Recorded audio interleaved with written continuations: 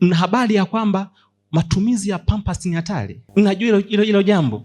Hiyo ni plani imekuja katika sura ya kukusaidia. Lakini kumbuka hili ya kwamba mzazi wako wewe hakukufunga pampers, alikufunga daso na pini. Alikufunga daso na pini au na nepi.